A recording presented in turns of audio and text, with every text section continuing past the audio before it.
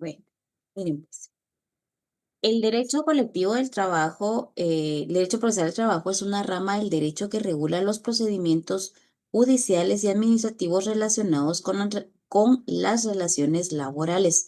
Su objetivo es garantizar la protección de los derechos de los trabajadores y los empleadores a través de un marco normativo específico que establece las reglas de procedimientos para la resolución de los conflictos laborales, como despidos injustificados, reclamaciones salariales, condiciones de trabajo y otros conflictos que pueden surgir en el ámbito del empleo.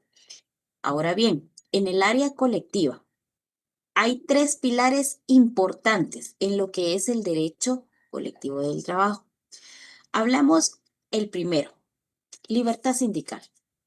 Ese pilar importante, eh, ¿qué es y cómo lo puedo fundamentar?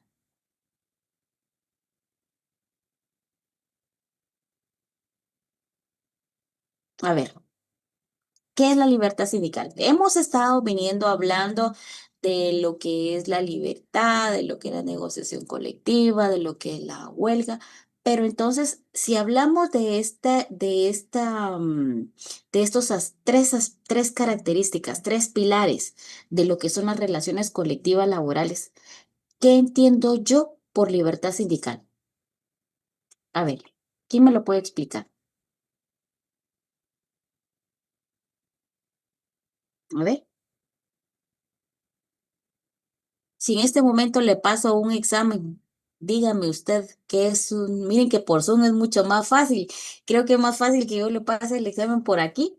Entonces así usted se va midiendo. Dígame qué es una libertad sindical y cómo lo puede fundamentar. A ver, ¿no? Váyase, por favor, pilas con esto, porque en la forma que estoy preguntando voy a evaluar, ¿sí? Váyase a lo que es la Constitución Política de la República,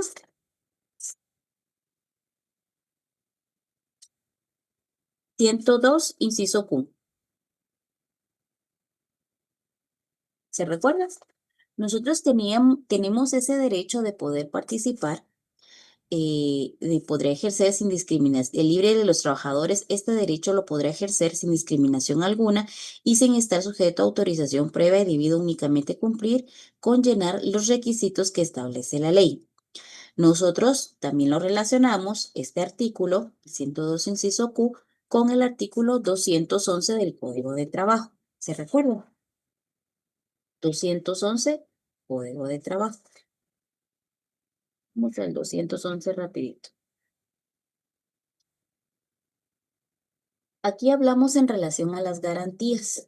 Hablamos que obviamente el organismo ejecutivo, por conducto del Ministerio de Trabajo y Previsión Social y bajo la responsabilidad del titular de este, debe trazar y llevar a la práctica una política nacional de defensa y desarrollo para el sindicalismo, ¿sí?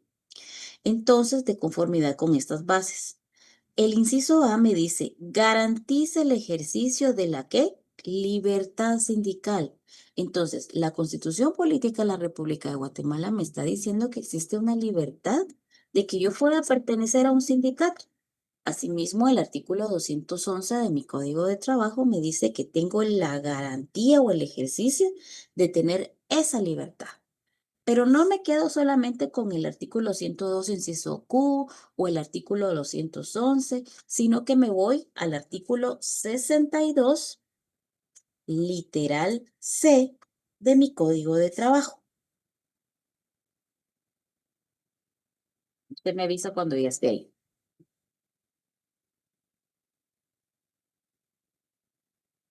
¿Sí? Listo. Si se da cuenta, el artículo 62, el título que tiene ese artículo dice prohibiciones para el patrón. Y si se va al inciso C, dice obligar o intentar obligar a los trabajadores o a cualquiera que sea el medio que se adopte a retirarse de los sindicatos o grupos legales que pertenezcan o a ingresar o a unos o a otros. Ahora sí, le voy a hacer la pregunta nuevamente. Entonces, ¿qué es la libertad sindical? ¿Qué es la libertad? Licenciada, yo lo entiendo como las garantías constitucionales que tienen los trabajadores para formar sindicatos y estar protegidos eh, jurídicamente. En- Ujú. Es un derecho, ¿verdad?, que tenemos nosotros. Nos lo da ese derecho la Constitución, nos lo da el Código de Trabajo, ¿verdad? Entonces, obviamente, para poder organizarnos de una forma libre, ¿sí?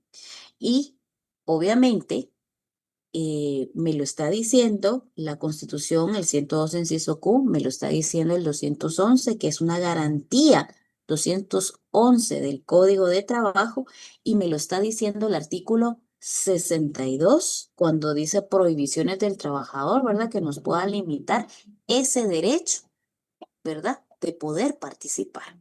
El 62, literal C. Entonces, usted ya tiene ahora cómo defender lo que es esa libertad. Vale. Ahora hágame favor. Dígame usted, ¿qué es una negociación colectiva?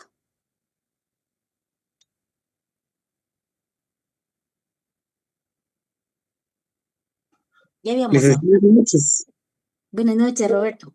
Sí, la negociación colectiva es cuando llega a un acuerdo, en mutuo acuerdo el patrono con los trabajadores, máximo si se han organizado en ad hoc por un problema temporal. Ujú. Entonces, ¿y cuál es su fundamento?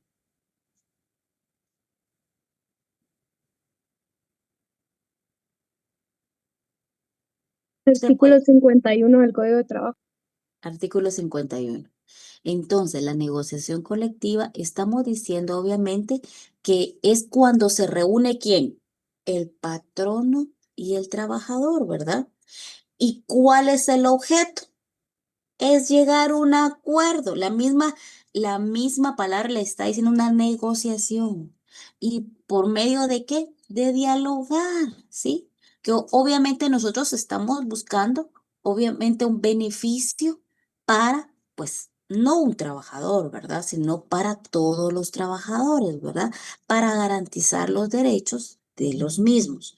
El fundamento lo tenemos en el artículo 51. Entonces, ya sabemos cómo fundamentar uno de los tres pilares de lo que es el derecho colectivo del trabajo, ¿verdad? Las relaciones colectivas laborales, que es por medio de la libertad sindical.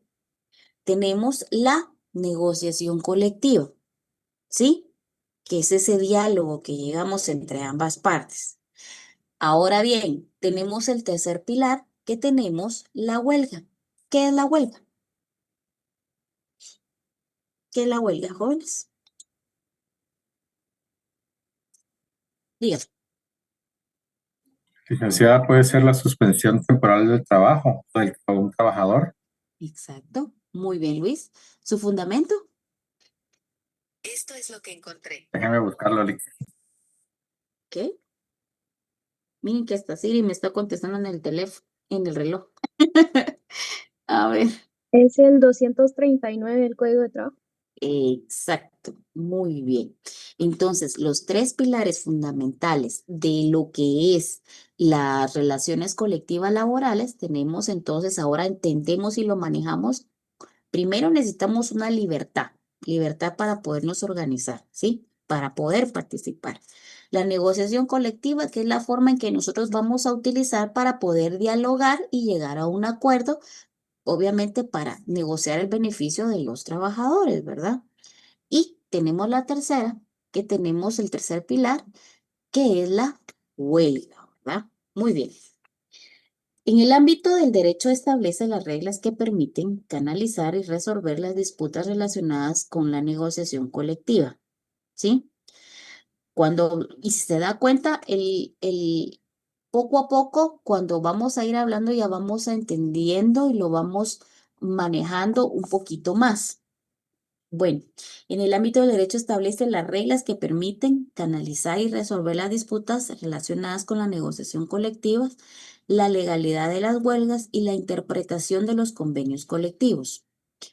y en general cualquier conflicto que surja en el marco de las relaciones laborales colectivas, que regula el derecho procesal colectivo del trabajo.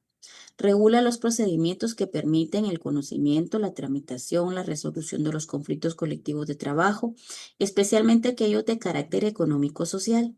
Entre los principales aspectos que abordan se encuentran las disputas surgidas en el proceso de negociación colectiva, la calificación de legalidad o ilegalidad de las huelgas o los paros, la interpretación de ejecución de los convenios colectivos. Los procesos de conciliación o mediación o arbitraje cuando se trata de conflictos que afectan a grupos o organizaciones de trabajadores. ¿Cuál es la naturaleza de lo que es el área colectiva? Si se da cuenta, cuando hablamos de naturaleza, hablamos que es dual. ¿Por qué? Porque es doble. Es un derecho frente al Estado y es un derecho frente al empleador. Por un lado, por ejemplo, por un lado, representa una garantía frente al Estado, ya que es el marco que permite a los trabajadores organizarse, negociar colectivamente y ejercer el derecho de huelga, conforme a lo previsto en la legislación nacional y de convenios internacionales ratificados por Guatemala. Convenios que vamos a ir viendo, ¿verdad? Conforme vamos a ir avanzando, pero por el momento lo vamos a manejar así. Y hablamos del convenio 98, hablamos del convenio 87, son convenios que obviamente están ratificados por Guatemala. En ese sentido, en el Estado no solo reconoce estos derechos, sino que debe asegurar mecanismos efectivos para su protección y ejercicio como garante de los derechos colectivos laborales. Ahora bien, ¿por qué es un derecho frente al empleador? Por otro lado, es un derecho frente al empleador, ya que permite a los trabajadores actuar colectivamente para defender sus intereses comunes en el marco de la relación laboral, a través de los sindicatos y otras formas de organización de los trabajadores. Pueden ejercer presión legítima y exigir condiciones más justas y negociar colectivamente con los patronos.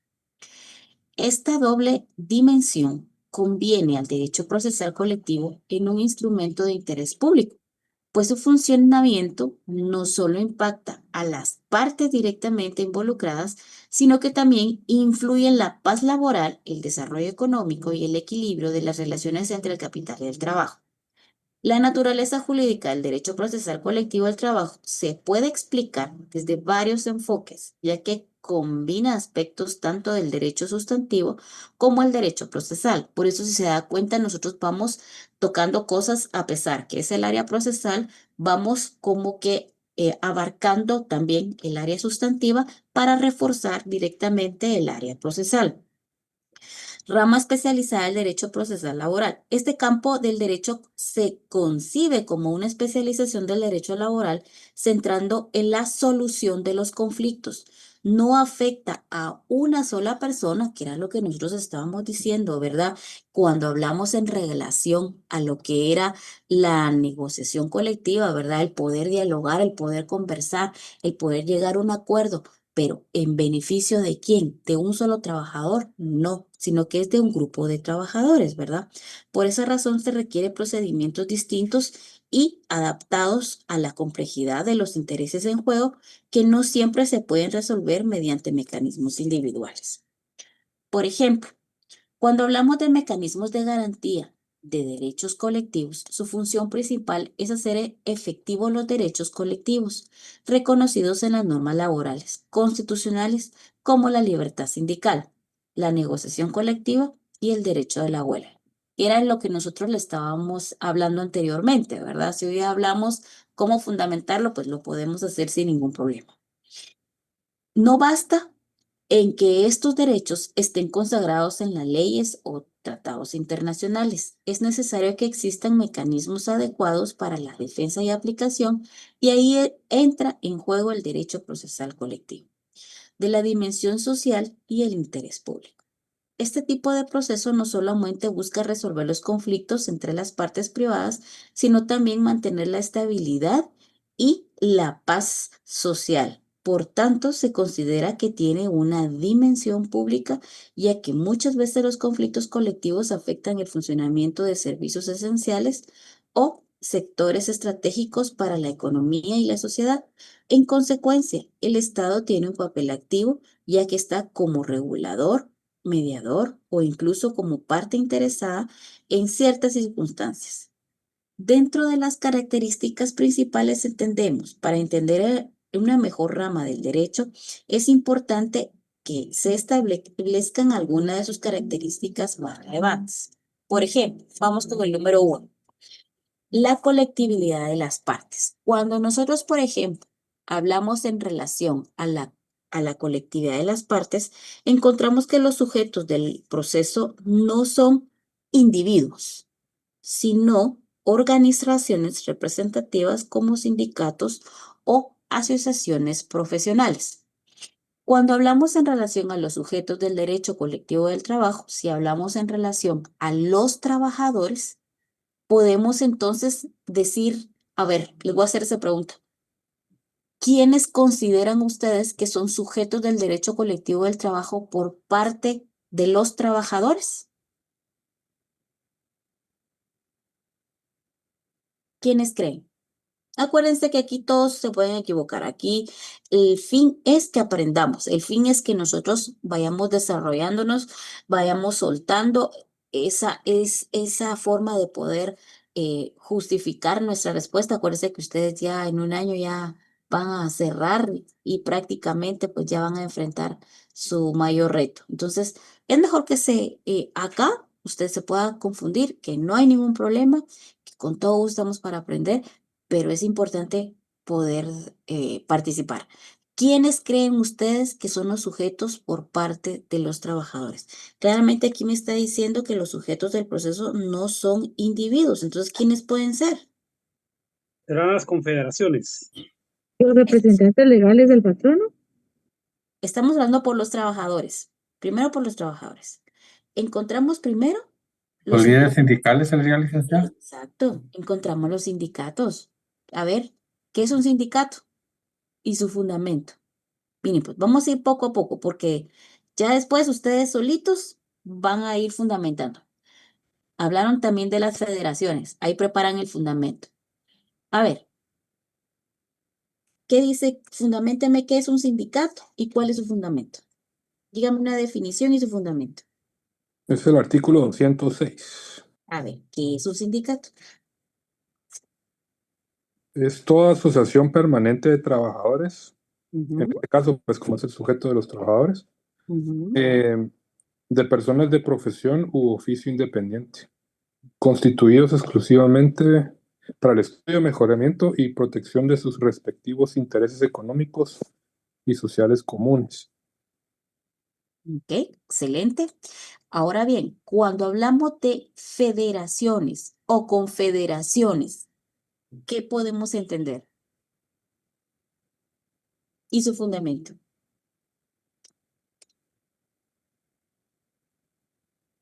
Licenciada, las federaciones es la agrupación de sindicatos Excelente, y las confederaciones es la agrupación de federaciones.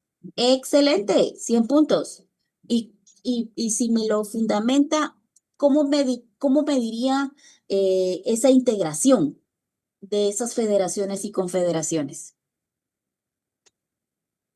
Mm, Ustedes pueden, yo sé que sí. 230 y qué.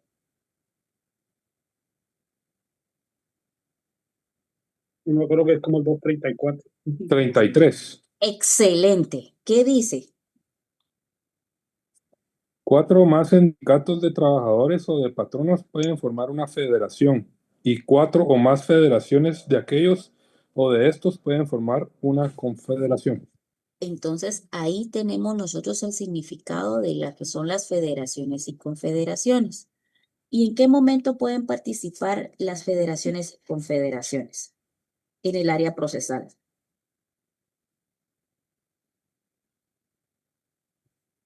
Hágame un favor y a ese artículo me relaciona el artículo 321 del Código de Trabajo.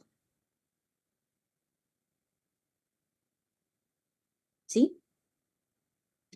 En la literal B de bueno.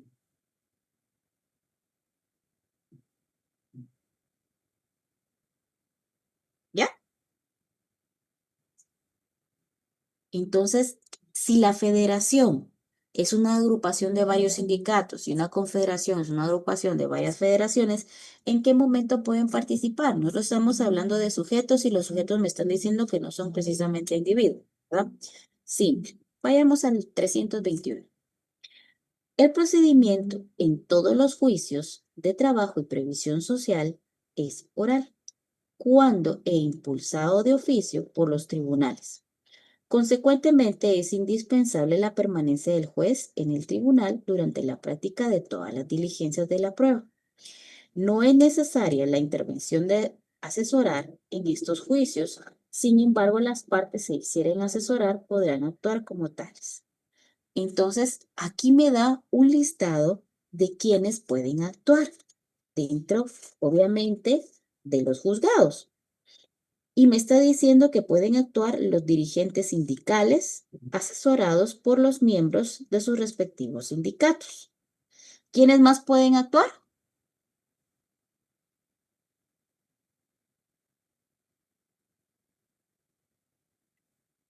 ¿Quiénes más pueden actuar? ¿Hay quien dice que puede actuar? Las federaciones y confederaciones, ¿sí? Circunstancias que el tribunal podrá exigir y que se acrediten asuntos cuya cuantía no exceda equivalente a 10 veces el salario mínimo mensual del sector económico que pertenezca al trabajador reclamante. Muy bien. Entonces, cuando hablamos los sujetos por parte de lo que es los trabajadores, encontramos sindicatos, federaciones, confederaciones. Hoy por hoy ya sabemos qué es, ya no hay excusa. Cuando hablamos los sujetos por los empleadores, ¿verdad? Hablamos de individuales, colectivos, privados, público, ¿verdad? Ok, entonces, cuando hablamos de interés general, lo que está en juego son condiciones de trabajo que afectan a una colectividad. Salarios, jornada, seguridad laboral, eso es lo que nosotros discutimos, ¿verdad?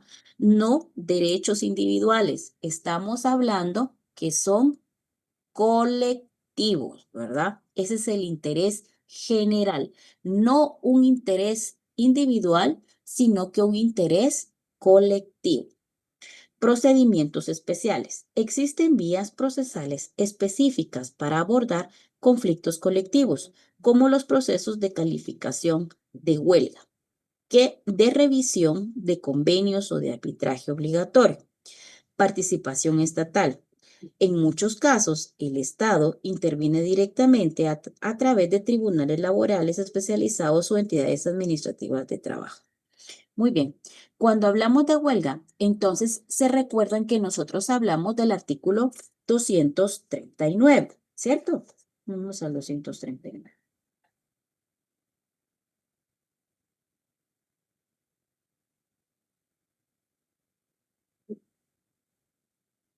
Bueno, en el 239 aquí habla en relación a lo que es la huelga, ¿sí? Nosotros hablamos cuando es justa y cuando es injusta. Ahora yo les pregunto a usted, ¿en qué momento la huelga es justa? Tiene que tener tres aspectos principales para que la huelga sea justa. ¿Cuáles son?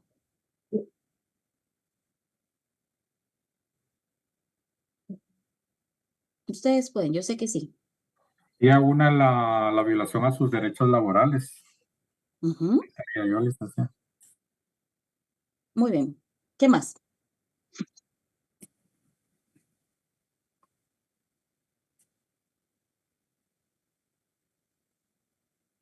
Sería, por ejemplo, los contratos individuales o colectivos de trabajo,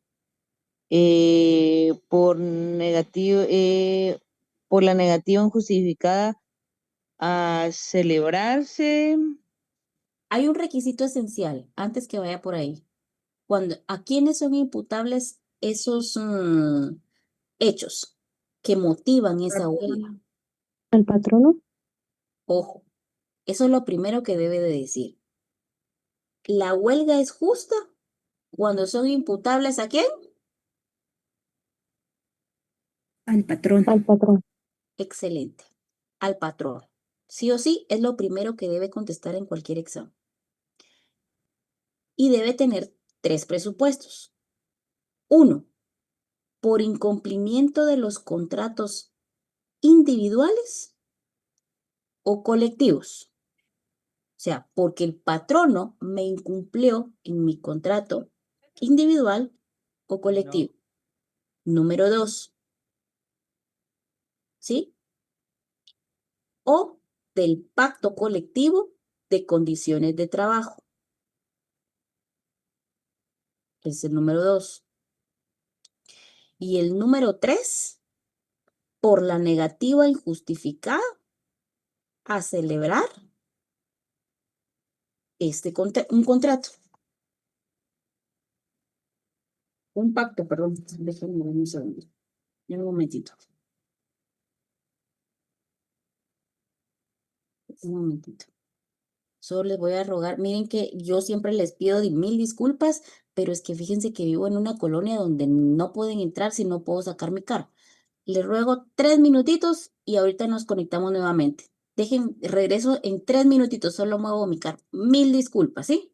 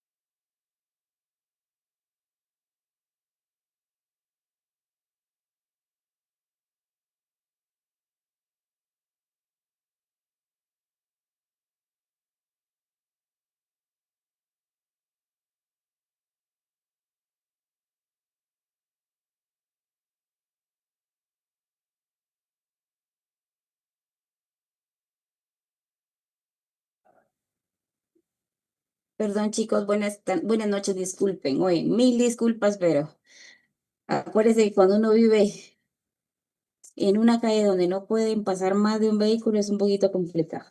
Bueno, estábamos hablando en relación a los sujetos, ¿sí? Ok, aquí hablamos de sindicatos, federaciones y confederaciones. Vale. Cuando hablamos en relación a lo que son la parte patronal, hablamos de qué? Individuales, colectivos, privados, públicos, ¿verdad? Cuando hablamos en relación a lo que es el procedimientos especiales, existen vías de procedimientos específicas para abordar conflictos colectivos, como los procesos colectivos de calificación de huelga. ¿El fundamento de la huelga? ¿Cuál era? Artículo 239. Excelente. Hablamos que dentro de la huelga había justa e injusta. El fundamento es 242. Cuando es justa, ¿a quién es imputable los hechos? ¿Qué lo motiva? Patrón. Al patrono. Tienen que darse 3 presupuestos. ¿Cuáles son? Por incumplimiento de los contratos individuales o colectivos de trabajo, del pacto colectivo de condiciones de trabajo o por la negativa injustificada a celebrar este último u otorgar las mejoras económicas que los trabajadores pidan. Ok. Ahora, ¿cuándo es injusta? Cuando no ocurre ninguno de esos motivos. Excelente. Muy bien. ¿Y qué pasa si en determinado momento estas personas se van a huelga? Ellos tienen algún beneficio en relación a su salario si se van a huelga. Si se declara justa, sí, según lo que sigue en el segundo párrafo. Y Eh, los que les tocaba laborar, les pagan Ujú. el doble, si se declarara justa. Excelente. Ahora bien, hay personas que definitivamente no pueden irse a huelga, ¿verdad? Le limita por la profesión o por lo que hacen. ¿Quiénes son esas personas? Serían los trabajadores de empresas de transporte mientras se encuentren en viaje, Ajá. los trabajadores de clínica, hospitales, higiene y aseo público, y los que laboran en empresas que proporcionen energía motriz, alumbrado, telecomunicaciones y plantas de procesamiento y distribución de agua para servicios de las poblaciones. Fuerzas de seguridad del Estado. Excelente. eh, Ahora bien, ¿qué pasa? Porque dentro de estas personas sí existe una limitación para irse a huelga, porque no nos podemos nosotros quedar sin seguridad, no nos podemos quedar sin médicos. Va, por ejemplo, que resulta que va un furgón, ¿verdad? Va camino para Canadá y resulta que se declaran en huelga y va por El Salvador, no puede dejar el furgón parado, ¿verdad? Imagínense si lleva comida, lleva algún tipo de medicamento, entonces no puede dejar el furgón así por así, tiene que llegar a su lugar de destino. Pero ¿qué pasa? ¿Cómo podemos solucionar o qué procede en esos casos que le limita su derecho a huelga? ¿Cómo podemos proceder?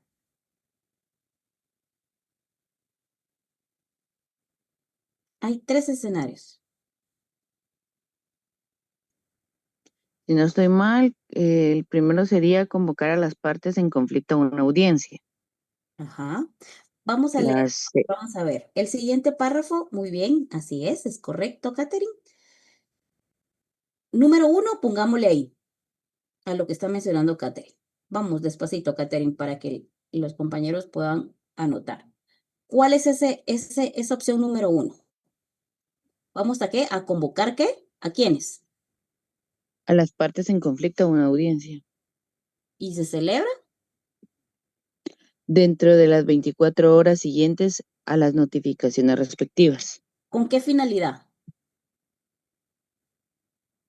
Para que se establezca un servicio, para que se establezca un servicio mínimo mediante turnos de emergencia. Ahí estamos. Entonces, ellos también tienen su derecho, pero ¿qué pasa si yo pertenezco a estos limitantes, a este inciso A, B y C?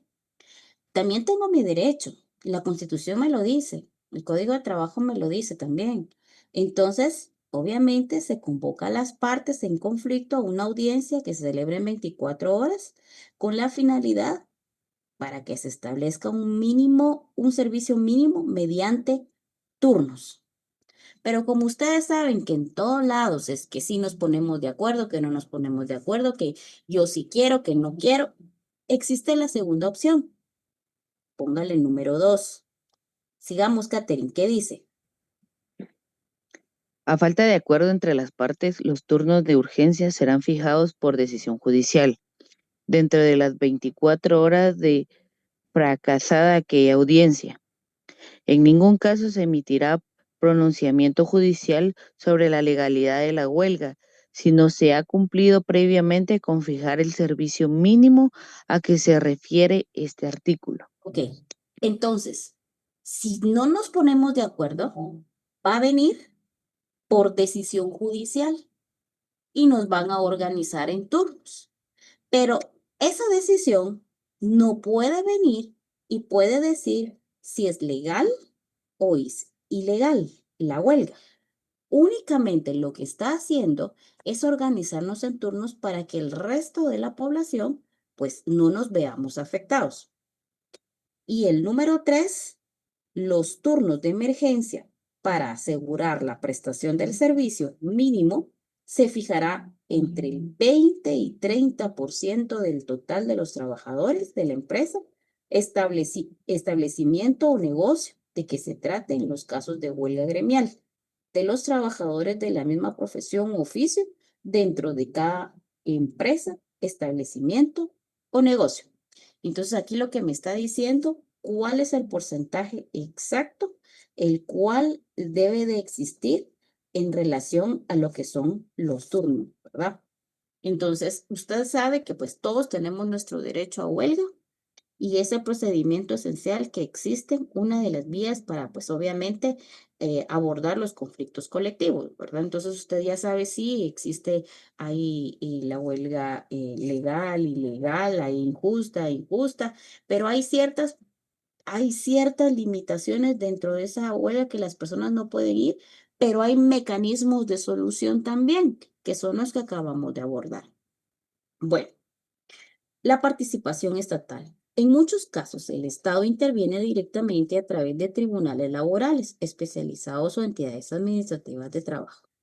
Importancia del derecho procesal colectivo al trabajo. El desarrollo de esta rama jurídica es fundamental para equilibrar las relaciones entre el capital y el trabajo, permitiendo que los trabajadores organizados puedan defender sus intereses de manera, uno, legal, ordenada y pacífica. Si usted se da cuenta, si se va al artículo 239, dentro de la definición de lo que es la huelga, si usted me acompaña y dice, huelga legal es la suspensión y abandono temporal del trabajo en una empresa, acordado y ejecutados y mantenidos ¿de qué forma? Este es un requisito esencial. ¿Mantenidos de qué forma? Pacíficamente. Pacíficamente. Ese es un requisito esencial de la huelga, que sea algo pacífico, ¿verdad? Además de su existencia, establece la democracia sindical y la negociación colectiva como mecanismos de diálogo y la solución de los conflictos. Bueno, ya vimos que es la libertad sindical, ya vimos que es en relación a la negociación colectiva. Ahora vamos a ver en relación a lo que es esta negociación colectiva cuando se da entre las partes. Vamos a ver, vamos al artículo número, ahorita le digo, vamos al artículo número 49, por favor.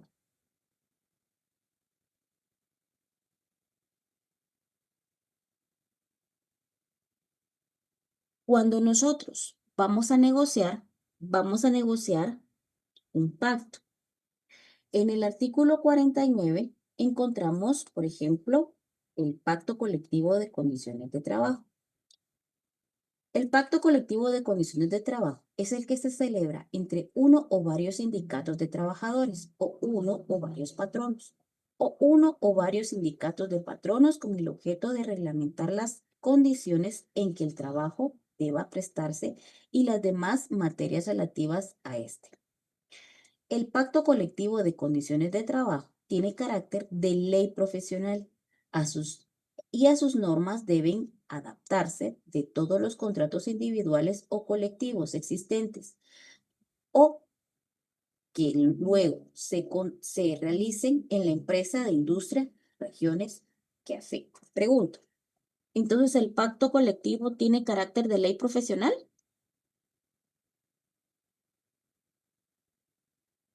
Chicos, ¿el pacto colectivo entonces tiene carácter de ley profesional? Sí, Ligda. Sí.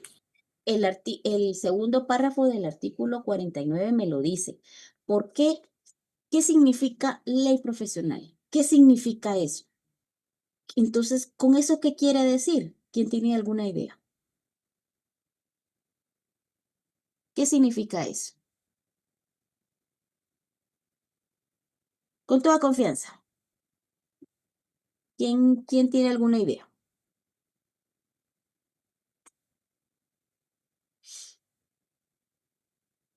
Bien, pues. Ustedes a la hora que vayan a hacer su demanda laboral, por ejemplo, ¿verdad? Vayan a hacer su escrito, vayan a indicar, mire, yo lo quiero sustentar con el pacto colectivo. Hay beneficios que no están inmersos en el código de trabajo. pero están inmersos en el pacto colectivo. Por ejemplo, hay lugares que hay bonos, como por ejemplo el bono estudiantil, el bono vacacional, el bono. Entonces, todos esos bonos los da directamente un pacto. A la hora que usted quiera venir y demandar, el pacto se convierte en ley. Entonces, usted puede solicitar lo que está dentro de qué cosa. El contrato colectivo. De un contrato colectivo, ¿verdad? Por ejemplo, el artículo 18 del Código de Trabajo, encuentro yo qué tipo de contrato. El individual. El individual, que tiene 5 características. ¿Cuáles son?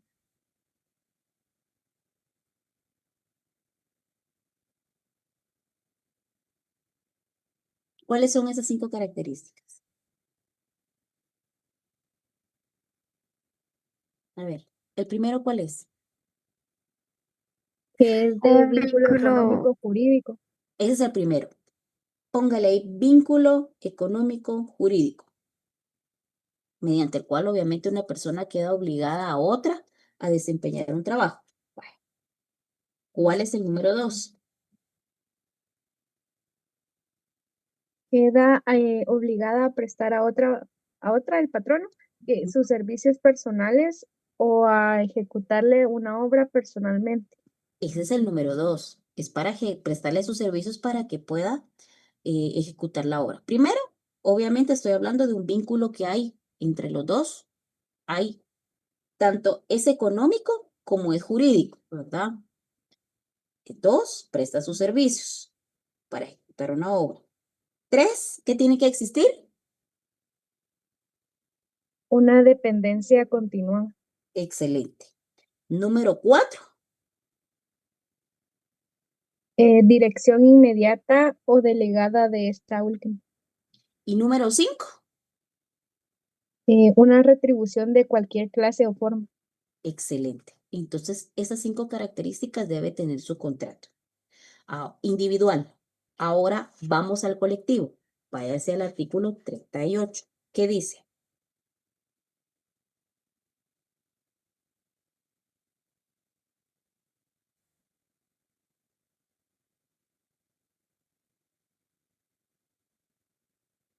Artículo 38. El contrato colectivo de trabajo es el que se celebra entre uno o varios sindicatos de trabajadores y uno o varios patronos, o uno o varios sindicatos de patronos, por virtud del cual el sindicato o sindicatos de trabajadores se comprometen, bajo su responsabilidad, a que algunos o todos de sus miembros ejecuten labores determinadas, mediante una remuneración que debe ser ajustada individualmente para cada uno de estos y percibida en la misma forma.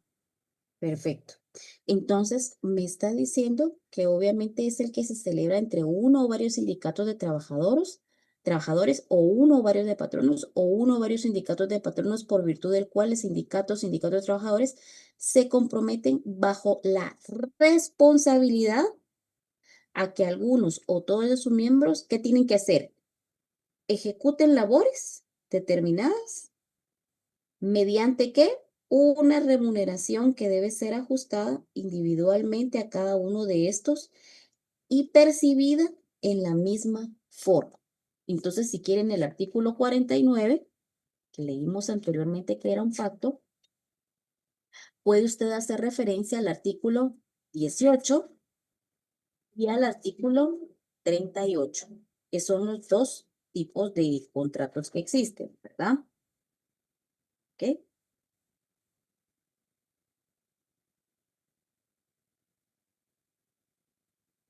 Ok. Bueno, ahora vamos a ver. Ya sabemos que la importancia del derecho procesal colectivo debe ser, debe ser una rama justificada, debe ser una rama jurídica, es fundamental para equilibrar las relaciones entre el capital y el trabajo, permitiendo a los trabajadores organizados poderse defender sus intereses de manera legal, ordenada y pacífica, que es lo que me dice la norma. Además de la existencia, fortalece la democracia sindical, la negociación colectiva, mecanismos de diálogo y la solución de los conflictos. La naturaleza pública del derecho colectivo de trabajo significa que las normas o principios no solo protegen a los trabajadores y empleadores, sino que también buscan el bienestar y el equilibrio de toda sociedad. Esto sucede por varias razones. Existe un interés involucrado. Las decisiones colectivas laborales, como los acuerdos sindicales o las huelgas, no solo afectan a los empleados y empleadores, sino que también a la economía, la producción y los servicios de un país. Por eso es que en determinado momento las personas que tienen cierta limitación para poderse ir a huelga tienen que ir por turnos, y si en determinado momento no logran ponerse de acuerdo, entonces por orden judicial pues los organizan por medio de turnos, pero no declarando así si la huelga es legal o ilegal, ¿verdad? Sino que directamente, únicamente se trata de organizarlos. Regulación estatal. El Estado interviene estableciendo normas obligatorias para asegurar que las acciones colectivas no perjudiquen el orden público, la economía o los derechos de otras personas. Por ejemplo, hay reglas claras sobre cómo y cuándo puede realizarse una huelga. La protección de derechos fundamentales. El trabajo y la organización sindical son derechos protegidos constitucionalmente en muchos países, porque el Estado debe garantizar estos derechos colectivos que se ejerzan de manera educada y justa, pensando siempre en el interés general. Normas de orden público. Muchas reglas en este campo son de cumplimiento obligatorio y no pueden ser cambiadas ni negociadas entre las partes. Esto es propio del derecho público porque protege los valores y bienes sociales importantes.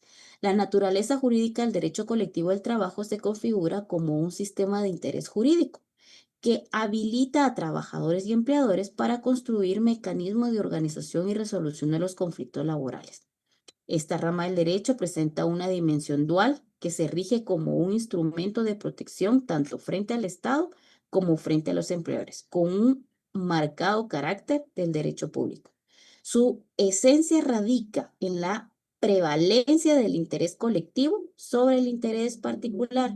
Esto significa que los derechos de grupo tienen primacía sobre los derechos individuales, estableciendo un marco de protección que busca equilibrar las relaciones laborales.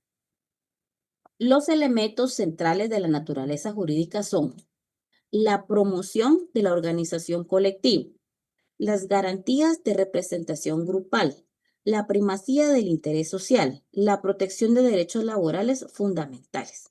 El objeto fundamental es crear un espacio de diálogo, de negociación, ¿verdad?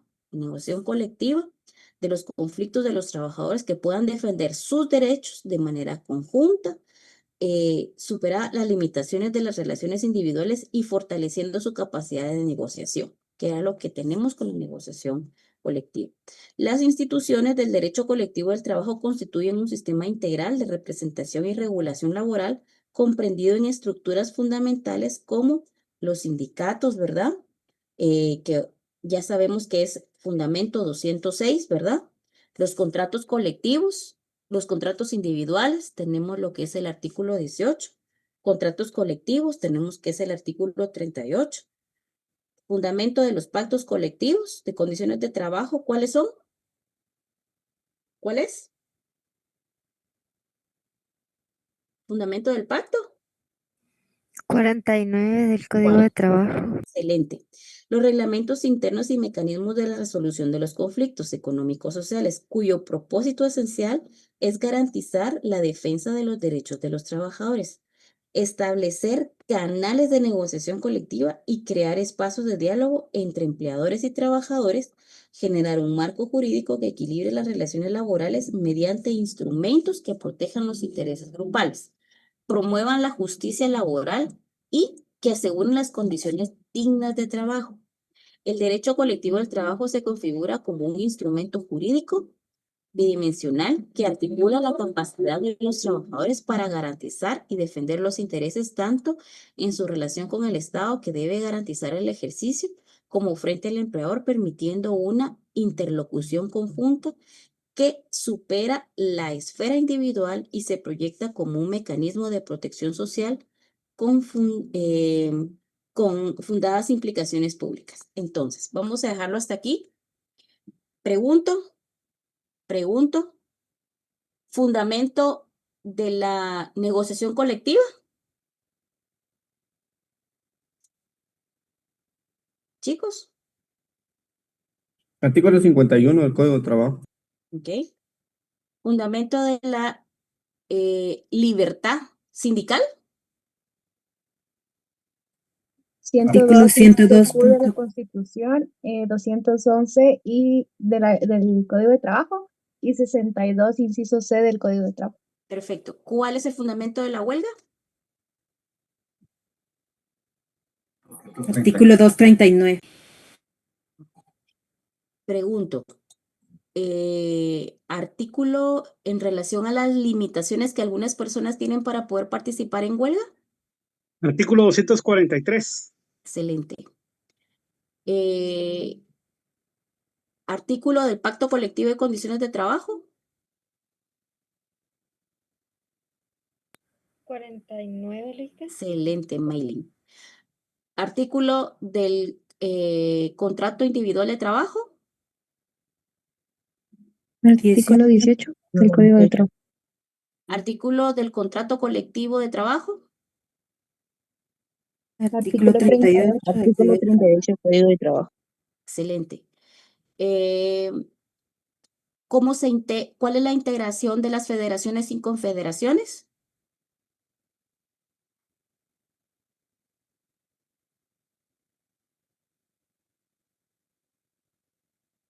¿200 qué? ¿30 y qué? 233 del ¿Perdón? Código de Trabajo. ¿200 qué? 233 del Código de Trabajo. Perdón, no había escuchado. Muy bien. Y para que estas federaciones y confederaciones puedan participar en el área procesal, ¿en qué artículo lo puedo encontrar? Que la norma me lo indique. ¿En qué es el área? 321, Excelente. inciso B. Me parece. Si se dan cuenta, vamos incrementando nuestro conocimiento día con día. La intención es que tengan un buen manejo de código. Lo que es el área procesal colectiva es un poco compleja, lo estoy tratando de hacer de una forma clara, entendible, que a la hora de cualquier momento nosotros podamos pues exponer nuestro punto de vista y nos podamos defender en cualquier examen, sea aquí en este curso, o sea en su examen técnico profesional, o sea pues en su vida profesional. Lo importante es que usted sepa cómo fundamentar. Esa es mi intención, ¿sí? Si miramos atrás, las primeras clases, teníamos un poco de debilidad en relación al área colectiva, pero si usted se da cuenta día con día, vamos reforzando. Y estoy muy orgullosa de ustedes. Va a ver que en determinado momento a usted le va a gustar el área colectiva. Muchos no les gusta, pero va a ver que poco a poco le va a ir usted agarrando el sabor al área colectiva, ¿verdad? Bueno, le agradezco por su tiempo entonces, los voy a dejar. Licenciada, buenas noches. Perdón, disculpe que le interrumpa. Solo quiero hacer énfasis para ver más de cerca, por ejemplo, ese muestreo de lo que está aconteciendo en Sí, lo habitual sobre, vamos a discutirlo, sí, vamos por ahí. me Vamos a refiero agarrar a, un caso y vamos a empezar a discutir para que todos participemos. Pero si no tenemos la herramienta, lo que vamos a hacer es que vamos a escuchar un monólogo. Entonces, yo lo que quiero es que con las herramientas nosotros entremos a discutir y expongamos nuestro punto de vista, pero que sea de una forma grupal, porque de eso se trata. Aquí estamos preparando abogados, pero vamos a hacerlo en el momento en que nosotros tengamos el conocimiento, no de forma individual, sino que todos de forma colectiva. Y esa es mi intención. Y de hecho, hasta puede ser porque siempre pongo desarrollar un tema en el examen, puede ser, pues, hoy por hoy existe lo que es el Ministerio de Educación, que yo lo he ido siguiendo. No soy maestra, ¿verdad? Claro, pero que expongamos nuestro punto de vista, o sea, tiene razón, no tiene razón. Quiero saber cuál es el a punto eso de quería vista. llegar. Exacto, vamos poco a poco, ¿verdad? Claro, no soy maestra, soy abogada, soy perito contador, trabajo en la corte, pero me llama la atención, ¿sí? Entonces, pero quiero discutirlo hasta que tengamos todos de forma unánime el conocimiento. Entonces, ahí sí entramos con todo a discutir para que puedan participar. Y de eso se trata la clase, ¿sí? Entonces, pero quiero que tengamos las herramientas para poder participar, ¿ok? Esa es la intención. Vamos por buen camino, vamos mejorando el conocimiento y estoy muy orgullosa de ustedes y vamos paso a paso, ¿sí? Bye. ¿De acuerdo, Entonces, Lick? le agradezco por su fineza, pero me leyó la mente. Fíjese usted va 2 pasos adelante. me parece, Roberto. Ok, vaya.